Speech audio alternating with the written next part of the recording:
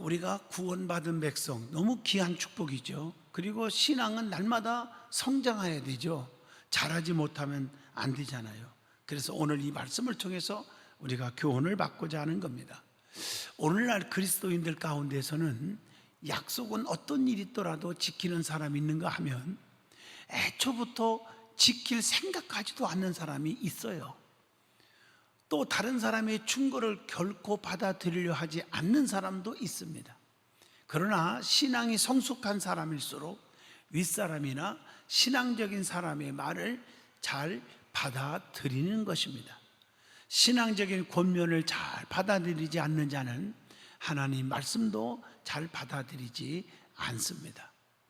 그런 사람은 위선적이고 형식주의자고, 그리고 하나님 앞에 죄를 짓는 거죠. 죄송한 말씀이지만 어떤 분은 갚을 능력이 전혀 없어요. 본인이 알아요. 그럼에도 갚겠다고 하면서 돈을 막 꾸는 사람이 있어요.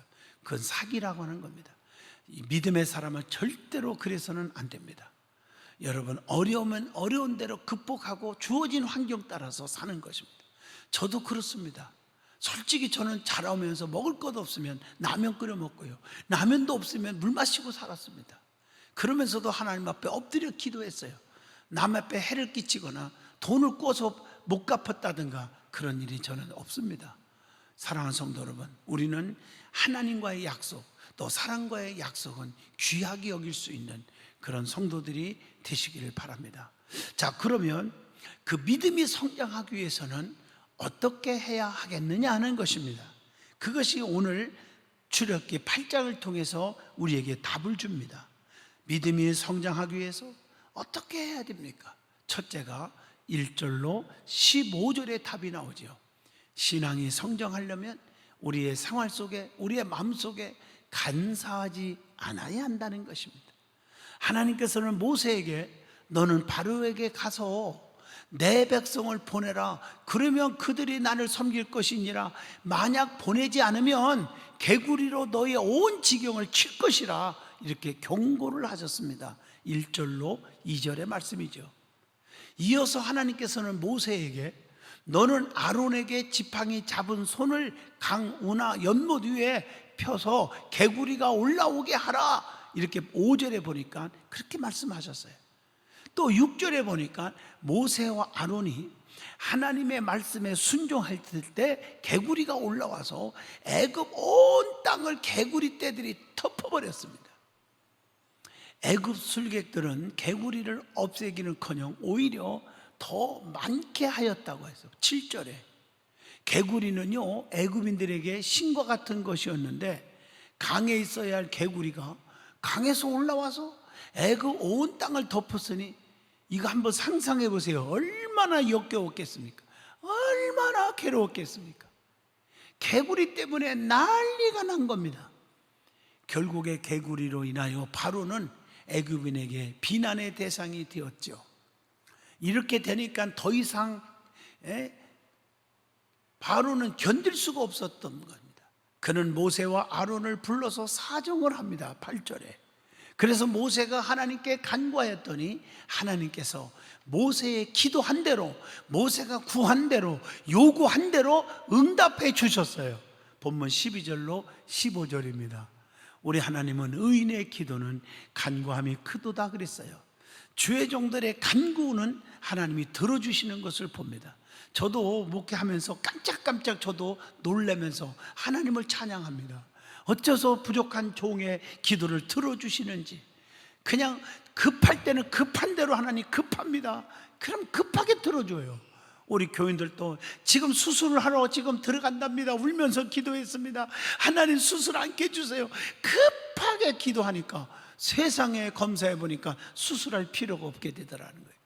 이건 여러분들이 이론적이고 지식적으로 과학적으로 의학적으로 생각하면 이해가 안 되는 말이고 제가 거짓말하는 것 같지만 실제로 체험적인 분들이 많이 있습니다.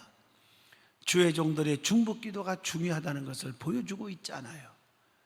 여기서 우리는 상황에 따라 하나님을 대하는 태도가 달라지는 간사한 자들을 볼 수가 있습니다.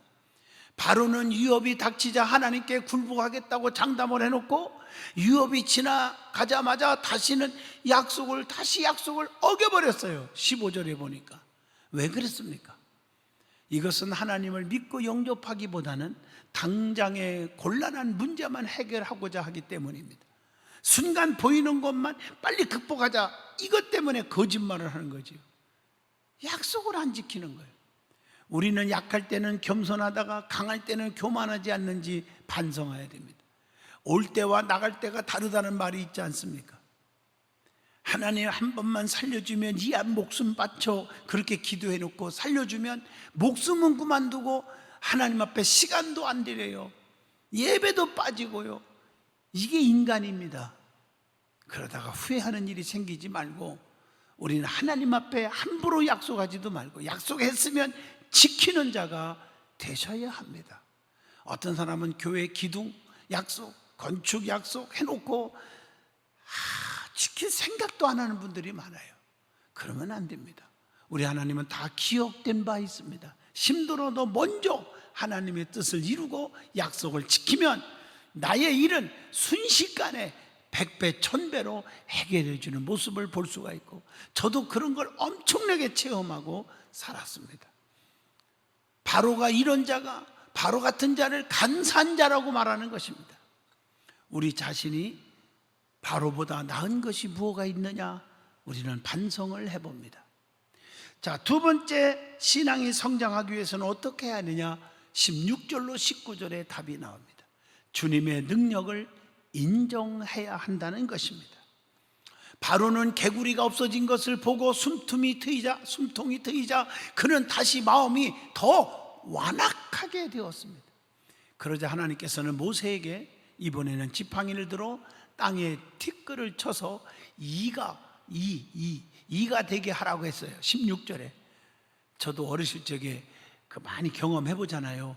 그 한 마리 이 때문에 온 집안이 아주 그냥 득실득실. 얼마나 힘들어요.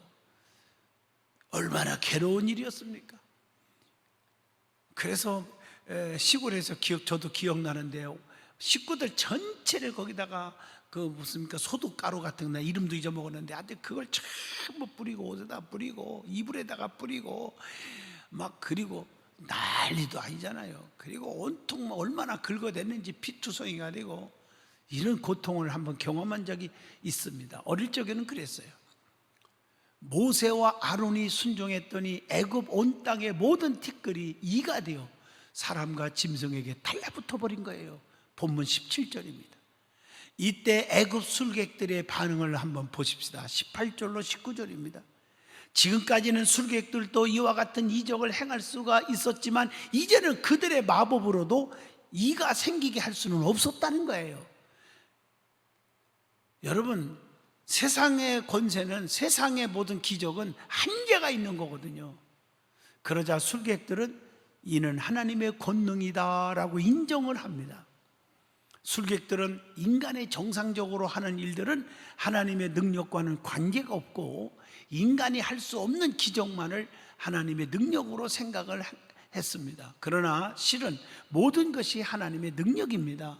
일상생활도 기적도 모두 하나님의 능력으로 이루어지는 것입니다. 자, 그렇다면 우리는 한번 가슴에 손 얹고 질문을 받습니다. 인간이 할 수 없는 기적만을 하나님의 능력으로 우리가 생각하고 인간이 정상적으로 할 수 있는 일은 하나님의 능력과는 무관하다고 생각하고 있지는 않았는지 반성을 해봅니다. 자, 세 번째, 신앙이 성장하기 위해서는 어떻게 해야 됩니까? 본문 20절로 32절의 답이 나옵니다. 구별된 자로서 하나님을 열심히 잘 섬겨야 한다는 것입니다.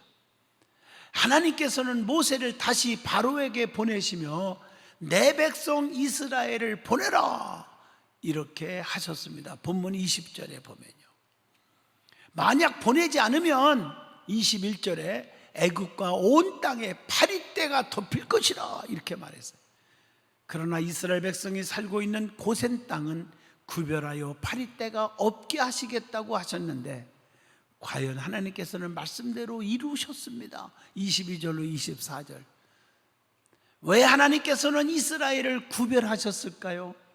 이스라엘이 하나님의 백성이기 때문인 줄로 믿습니다.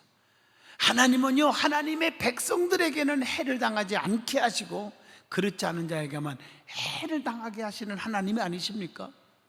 여러분 잘 아시지만 문설주에 양의 피를 발라 그 안에 들은 자는 다 살고 밖에 있는 자는 다 죽잖아요. 붉은 줄을 내걸어 안에 들은 자는, 나업의 가정은 다 살고 밖에 있는 자들은 다 멸망을 받잖아요. 홍해바다 앞에서도 마찬가지입니다. 나중에 나오는 다 말씀이지만은 세상에 자기 백성들은 다 건져주고 보호해주고 오랑캐들은 다 물로 수장시키잖아요. 이게 하나님의 역사입니다. 우리는 하나님의 자녀, 하나님의 백성이 되면 이 정도의 축복, 구별의 은총을 받는 것을 믿으시길 바랍니다. 또한 하나님의 백성과 사탄의 백성을 나누어 믿는 자에게 표적이 따르게 하며 하나님께서 온 세상의 여호와인 줄을 알게 하시기 위해서 그렇게 하신 겁니다. 지금까지의 재앙은 이스라엘도 겪었으나 파리 재앙만은 이스라엘은 구별되어 큰 위로와 기쁨을 얻었다는 것입니다. 어떤 사건은 믿는 자와 믿지 않는 자가 같이 당합니다. 그러나 결정적 사건에 가서는 구별하신다는 것입니다. 그러므로 그리스도인들은 세상과 구별된 삶을 사셔야 합니다. 우리의 믿음의 사람은 구별된 백성이에요. 그래서 우리가 양과 염소를 구별해야 돼요. 알곡 열매, 쭉정이와 가라지를 구분해야 됩니다. 피스메이커와 트러블 메이커, 영에 속한 자, 육에 속한 자, 감사하는 자와 불평하는 자 구별되어 있지 않습니까? 우리는 구별된 백성입니다. 천국 백성과 지옥 백성이 구별되어 있잖아요. 자, 그렇다면 오늘 본문 25절로 28절 보면 한편 바로의 반응을 보겠습니다. 물에서는 개구리, 땅에서는 공중에서는 파리떼가 막 날아온 겁니다. 회개를 촉구하는 음성이 사면에서 울려 퍼진다는 것입니다. 그러자 바로는 모세와 아론을 불러서 너희는 가서 희생 제사를 드리라, 이렇게 말씀을 하고 있습니다. 또한 25절에 보면 광야에 가지 말고 이 땅에서 드리라고 말했고 28절을 보면 너무 멀리 가지는 말라고 했습니다. 바로는 이처럼 마지못해 그들의 제사를 허락합니다. 여기서 우리는 바로의 우유부단한 성격을 볼 수가 있죠. 하나님을 섬길 바엔 깨끗하게 온전히 섬겨야지 엉거주춤해서는 안 된다는 것이에요. 계시록 3장 15절로 16절을 보면 내가 네 행위를 아노니 네가 차지도 아니하고 뜨겁지도 아니하는도다. 내가 차든지 뜨겁든지 하기를 원하노라. 네가 이같이 미지근하여 뜨겁지도 아니하고 차지도 아니하니 내 입에서 너를 토하여 버리리라, 이렇게 말씀했어요. 이것은 바른 신앙의 자세가 아닙니까? 우리 믿음의 사람은 뜨겁든지 차갑든지 미지근하게 하지 말고 확실하게 우리는 사시기를 바랍니다. 우리는 어떻습니까? 어떤 시간과 장소에서만 형식적으로 하나님의 백성은 아닌지요? 언제 어디서나 구별되어 온전히 하나님을 섬기고 있는지요?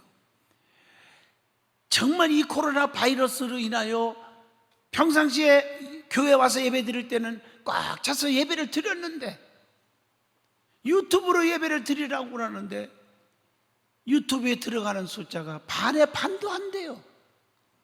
너무 가슴이 아팠어요. 오늘 보이는 것만 예배가 아닙니다. 보이지 않는 데서도 하나님을 찬양하고 예배를 드려야 되지 않겠습니까? 우리는 신앙의 성장을 위해서 기도하시길 바랍니다. 믿음이 성장하지 않으면 큰일 납니다. 하나님, 나에게 믿음을 성숙하게 해주세요. 기도하는 여러분 되시기를 축복합니다. 기도하겠습니다. 거룩하신 하나님, 정말 믿음이 성장하기를 원합니다. 구원받은 사람답게 구별되게 살게 하여 주시옵소서. 하나님, 코로나 바이러스로 인하여 두려워하지 말고 기도하게 하시고 하나님 앞에 담대하게 매달리게 하시고 이 땅 위에 코로나 바이러스가 빨리 사라지게 하시고 저들의 가정과 직장과 사업을 지켜주시옵시고 믿음이 회복되게 하여 주시옵소서. 예수님 이름으로 기도하옵나이다. 아멘.